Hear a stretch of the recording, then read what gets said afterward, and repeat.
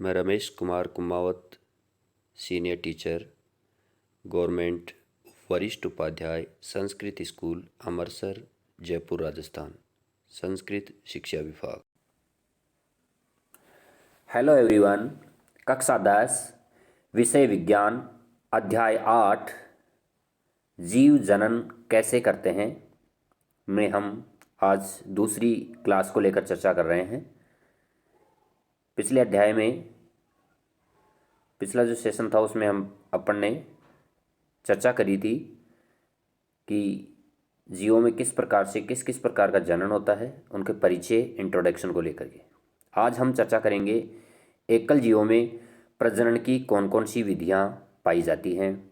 एकल यानी जो एक ही कोशिकाओं से जिन जीवों का निर्माण होता है, जिन जिन जीवों का शरीर एक ही कोशिका से बना होता है, एक कोशिक प्राणी कहलाते हैं। और इन एक कोशिक प्राणियों में जनन की किस प्रकार की विधियां अपनाई जाती हैं, इन सब के बारे में अध्ययन करने वाले हैं। चाहे वो ईस्ट हो, चाहे वो पैरामीशियम हो, इन सब के बारे में हम चर्चा करेंगे। तो इसमें देखते हैं कि ईस्ट की वृद्धि हम दूसरी क्रियाकलाप में कवक की वृद्धि के तरीके की तुलना करते हैं तो हम देखते हैं और जानते हैं कि विभिन्न जीव वास्तव में किस प्रकार जनन करते हैं। विभिन्न जीवों के जनन की विधि उनके शारीरिक अभिकल्प पर निर्भर करती है कि उनका शारीरिक आकारी की मॉर्फोलॉजी किस प्रकार की है, उस पर निर्भर करती है। अब अपन सर्वप्रथम एकल जीवों में प्रजनन की विधि पढ़ने जा रहे हैं। विखंडन को लेकर के एक कोशिक जीवों में विखंडन की प्रक्रिया अपनाई जाती है। एक कोशिक जीवों में कोशिका विभाजन अथवा विखंडन द्वारा नए जीवों की उत्पत्ति होती है। विखंडन के अनेक तरीके परीक्षित किए गए। अनेक जीवाणु तथा प्रोटोजोआ की कोशिका विभाजन द्वारा सामान्यतः दो बराबर भागों में विभक्त हो जाती है, जैसे कि एमीबा जैसे जीवों में कोशिका विभाजन किसी भी तल से हो सकता है, क्योंकि एमीबा की आकृति अनियमित होती है और अनियमित तल पर इसमें विभाजन होते हैं, जिस प्रक्रिया को अपन कहते हैं द्विविखंडन की प्रक्रिया यानी बाइनरी फ्यूजन प्रोसेस अपना करके ईस्ट में जनन की क्रिया संपादित होती है। तो ये भी एक एसेक्सुअल रिप्रोडक्शन का ही प्रकार है, यानी अलैंगिक जनन की एक विधि है। कुछ एक कोशिक जीवों में शारीरिक संरचना अधिक संगठित होती है। उदाहरण के लिए कालाजार के रोगाणु लेशमानिया में कोशिका के एक सिरे पर कोड़े के समान सूक्ष्म संरचना होती है। ऐसे जीवों में द्विविखंडन एक निर्धारित तल से होता है। मलेरिया परजीवी जैसे प्लेज्मोडियम जैसे अन्य एक कोशिक जीव एक साथ अनेक संतति कोशिकाओं में विभाजित हो जाते हैं, जिसे बहुखंडन कहते हैं। तो प्लाज्मोडियम जो मलेरिया का परजीवी है, उसमें बहुखंडन विधि द्वारा अलैंगिक जनन की प्रक्रिया संपादित होती है। दूसरी ओर ईस्ट कोशिका की बात करें तो ईस्ट भी एक कोशिकीय जीव है। ईस्ट में क्या होता है, छोटे मुकुल या उभार बन जाते हैं और वो कोशिका से अलग हो जाते हैं और स्वतंत्र रूप से वृद्धि करते हैं। यहाँ हम चित्र में देख सकते हैं अमीबा में द्विखंडन की प्रक्रिया हो रही है, बाइनरी फ्यूजन हो रहा है, जबकि लेशमानिया में द्विखंडन हो रहा है और प्लाज्मोडियम में बहुखंडन हो रहा है, जिसमें एक कोशिका अनेक भागों में बट गई है। इसके बाद में खंडन। सरल संरचना वाले बहुकोशिक जीवों में जनन की सरल विधि कार्य करती है। उदाहरण के लिए स्पाइरोगायरा सामान्यतः विकसित होकर के छोटे छोटे टुकड़ों में खंडित हो जाता है।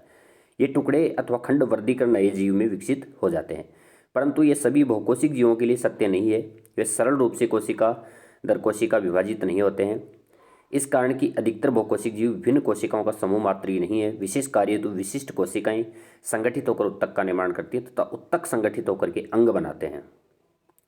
शरीर में इसकी स्थिति भी निश्चित रहती है। ऐसी सजग व्यवस्थित परिस्थिति में कोशिका दर कोशिका विभाजन अव्यावहारिक है। अतः बहुकोशिक जीवों को जनन के लिए अपेक्षाकृत अधिक जटिल विधि की आवश्यकता होती है। बहुकोशिक जीवों द्वारा प्रयुक्त एक सामान्य युक्ति यह है कि विभिन्न प्रकार की कोशिकाएं विशिष्ट कार्य के लिए दक्ष होती हैं। इस सामान्य व्यवस्था का परिपालन करते हुए इस प्रकार के जीवों में जनन के लिए विशिष्ट प्रकार की कोशिकाएं होती हैं। क्या जीव अनेक प्रकार की कोशिकाओं का बना होता है? इसका उत्तर है कि जीव में कुछ ऐसी कोशिकाएं होनी चाहिए जिनमें वृद्धि, क्रम, प्रसरण तथा उचित परिस्थिति में विशेष प्रकार की कोशिका बनाने की क्षमता हो। इसके बाद में अलैंगिक जनन की एक विधि है पुनरुद्भवन, जिसको बोलते हैं पुनर्जनन भी वो कहते हैं इसको। तो ये प्रक्रिया जो पाई जाती है अलैंगिक जनन की, ये पाई जाती है प्लेनेरिया में, जैसा कि चित्र 8.3 में दिखाया गया है। प्लेनेरिया में हम देख सकते हैं पुनरुद्भवन हो रहा है। इसमें होता क्या है कि जो जीव का शरीर ही टुकड़ों में बट करके, जैसे इसके 3 टुकड़े कर दिए, धड़ अलग कर दिया, नीचे का हिस्सा अलग कर दिया और ऊपर का हिस्सा अलग, तो ये प्रत्येक तीनों भाग जो हैं 3 नए प्लेनेरिया का निर्माण कर देंगे। तो इसको कहते हैं पुनरुद्भवन यानी रीजनरेशन। पूर्ण रूपेण विभेदित जीवों में अपने कायिक भाग से नए जीव के निर्माण की क्षमता होती है, अर्थात यदि किसी कारणवश जीव शत विकसित हो जाता है अथवा कुछ टुकड़ों में टूट जाता है तो इसके अनेक टुकड़े वृद्धि कर नए जीव में विकसित हो जाते हैं। उदाहरण के लिए हाइड्रा तथा प्लेनेरिया जैसे सरल प्राणियों की यदि कई टुकड़ों में काट दिया जाए तो प्रत्येक टुकड़ा विकसित होकर के पूर्ण जीव का निर्माण कर देता है। ये पुनरुद्भवन कहलाता है। वेरी इंपॉर्टेंट, पुनरुद्भवन किसे कहेंगे? तो हाइड्रा और प्लेनेरिया जैसी सरल प्राणी है वो कई टुकड़ों में काट दिया जाए इनको तो टुकड़ा प्रत्येक विकसित होकर के पूर्ण जीव का निर्माण कर लेता है, जिसे क्या कहते हैं? पुनरुद्भवन। पुनरुद्भवन विशिष्ट कोशिकाओं द्वारा संपादित होता है। इन कोशिकाओं के क्रम प्रसरण से अनेक कोशिकाएं बन जाती हैं। कोशिकाओं के इस समूह से परिवर्तन के दौरान विभिन्न प्रकार की कोशिकाएं उत्तक बनते हैं। परिवर्तन बहुत व्यवस्थित रूप में क्रम से होता है, जिसे परिवर्धन कहते हैं।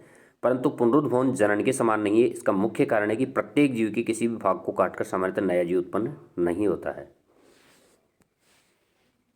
अब है अपना अगली विधि है अलैंगिक जनन की मुकुलन, जो कि हाइड्रा में देखा जाता है।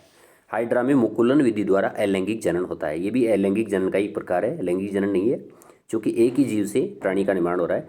हाइड्रा जैसे कुछ प्राणी पुनर्जनन की क्षमता वाली कोशिकाओं का उपयोग मुकुलन के लिए करते हैं। हाइड्रा में कोशिकाओं के नियमित विभाजन के कारण एक स्थान पर उभार विकसित हो जाता है और ये उभार या मुकुल वृद्धि करता हुआ नन्हे जीव में बदल जाता है तथा पूर्ण विकसित होकर जनक से अलग होकर के स्वतंत्र जीव बना लेता है। जैसा कि ये उभार दे रखा है, ये मुकुल या उभार है और यही मुकुल या उभार बड़ा होकर के ये अलग हो जाएगा और एक नया हाइड्रा का निर्माण कर लेगा। तो इसको कहते हैं मुकुलन या बडिंग प्रोसेस। इसके बाद में कायिक प्रवर्धन से भी जनन देखा जाता है। जैसे कि पौधों के अंदर कायिक प्रवर्धन की प्रक्रिया पाई जाती है। जैसे पत्थर चट्टा है तो पत्थर चट्टा में पत्तियों द्वारा कायिक प्रवर्धन होता है। अलैंगिक जनन की एक विधि है जो पौधों में पाई जाती है, उसको कायिक जनन कहते हैं, वेजिटेटिव रिप्रोडक्शन जिसको बोलते हैं।